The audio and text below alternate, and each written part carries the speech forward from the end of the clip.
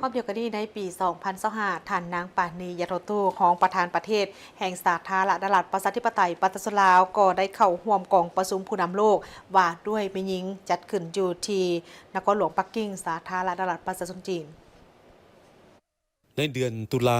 2025ที่ผ่านมาท่านนางปานียะโทตู้ได้นำพาคณะผู้แทนขั้นสูงของสาธารณรัฐประชาธิปไตยประชาชนลาวเข้าร่วมกองประชุมผู้นำโลกว่าด้วยแม่หญิง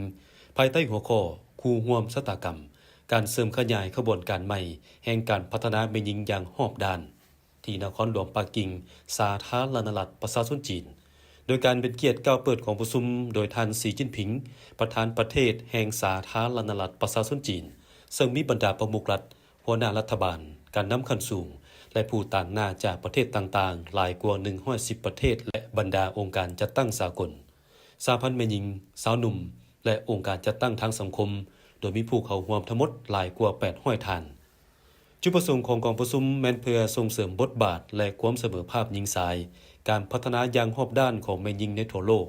การสุขยู่การสร้างประชาคมร่วมชะตากรรมมวลมนุษย์และการจัดตั้งปฏิบัติเป้าหมายการพัฒนาแบบยืนยงอย่างมีประสิทธิผล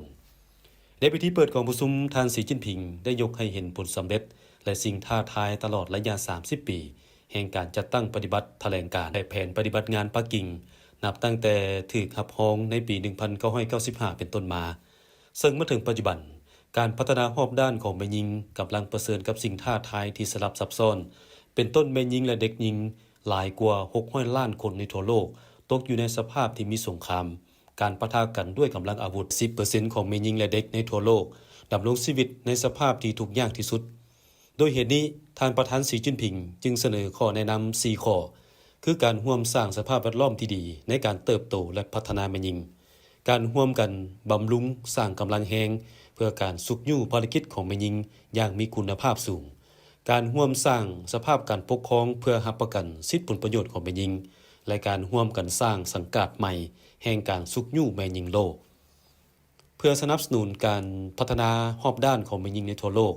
ท่านประธานสีจิ้นผิงได้ประกาศจะสมทบทุนมูลค่า$10 ล้านสหรัฐให้แก่องค์การสหประชาชาติสำหรับแม่หญิงใน5ปีต่อหน้าจะสนองเงินช่วยเหลือจำนวน$100 ล้านสหรัฐเข้าในกองทุนพัฒนาทั่วโลกรายการร่วมมือใต้เพื่อจะตั้งปฏิบัติโครงการสุขยู่การพัฒนาและร่วมมือของแม่หญิงและเด็กหญิงช่วยเหลือผ่านโครงการสุขยู่ช่วยเหลือผ่านโครงการน้อยและงามจำนวนหลายกว่า 1,000 โครงการจะเชิญแม่หญิงจากประเทศต่างๆจำนวน 50,000 คนมาเพื่อแลกเปลี่ยนและฝึกอบรมอยู่ประเทศจีนและจะสร้างตั้งศูนย์สร้างขีดความสามารถของแม่หญิงทั่วโลกโอกาสนี้ท่านนางปานิยาทอตู้ได้กล่าวปราศัยในภาคอภิปรายทั่วไปโดยได้ตีราคาสูงต่อกับความพยายามและความคืบหน้าของสากลในการส่งเสริมความก้าวหน้าของแม่หญิงและความเสมอภาพหญิงชายผ่านการจัดตั้งปฏิบัติแถลงการและแผนปฏิบัติงานปักกิ่งสำหรับสาธารณรัฐประชาธิปไตยประชาชนลาวแถลงการดังกล่าวแม้นมีความหมายสำคัญอย่างยิ่งในการส่งเสริมความก้าวหน้าของแม่หญิงป้องกันการจำแนกส่งเสริมสิทธิและความเสมอภาพหญิงชายและความก้าวหน้าของแม่หญิงลาวบรรดาเผ่าให้นับมือนับดีขึ้นเทื่อละก้าวนับตั้งแต่การรับรองเอาแถลงการปักกิ่งในปี 1995 สาธารณรัฐประชาธิปไตยประชาชนลาวสามารถญาติแยงได้ผลสำเร็จในหลายด้านเฮ็ดให้ฐานะบทบาทของแม่หญิงลาวในเวทีการเมืองการประกอบส่วนพัฒนาเศรษฐกิจสังคมความมั่นคงทางการทูตสังคมรากฐานชุมชนและครอบครัวได้รับการยกสูงดีขึ้นถึงอย่างใดก็ตามเคียงคู่กับผลสำเร็จที่กล่าวมานั้นสปป.ลาวยังสืบต่อประเสริญหน้ากับปัญหาสิ่งท้าทายหลายอย่างที่ได้ส่งผลกระทบต่อชีวิตการเป็นอยู่ของประชาชนโดยเฉพาะแม่หญิงและเด็กฉะนั้นเพื่อรับประกันความก้าวหน้าของแม่หญิงและความเสมอภาพหญิงชาย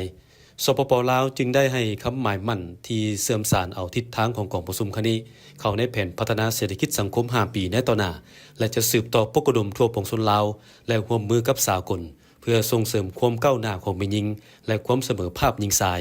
แนใส่พัฒนาแม่หญิงลาวบรรดาเผ่าอย่างรอบด้าน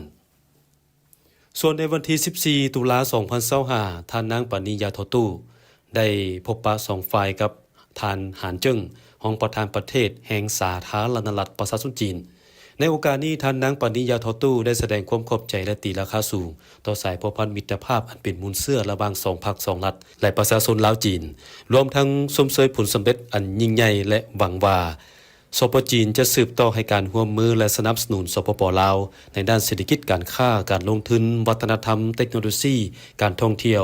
รวมทั้งทายแห้งของเส้นทางรถไฟลาวจีนเพื่อเป็นการใกล้เคียงให้แก่การเฉลิมฉลองวันครบรอบการสร้างตั้งสายพัวพันธ์การทูตลาวจีนครบรอบ65ปีในปี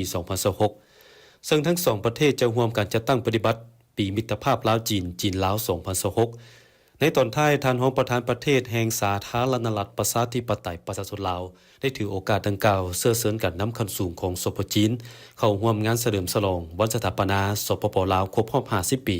เพื่อเป็นการสืบต่อหัดแน่นสายพัวพันธมิตรภาพอันเป็นมูลเสื้อระหว่าง2ประเทศในภาคบ่ายของวันเดียวกันท่านรองประธานประเทศได้ลงเยี่ยมยามพื้นฐานการผลิตสหกรณ์ปลูกเห็ดอยู่บ้านฝูเกิงจวงตาแซงทงโจนครหลวงปักกิ่ง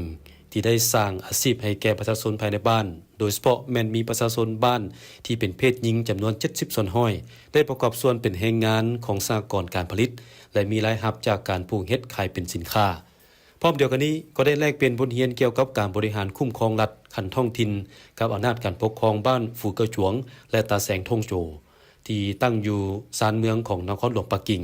และบริหารรัฐคันท้องถิ่นจากนั้นก็ได้เยี่ยมชมบริษัทวิทยาศาสตร์และเทคโนโลยีกสิกรรมเซินโจ LV เพิง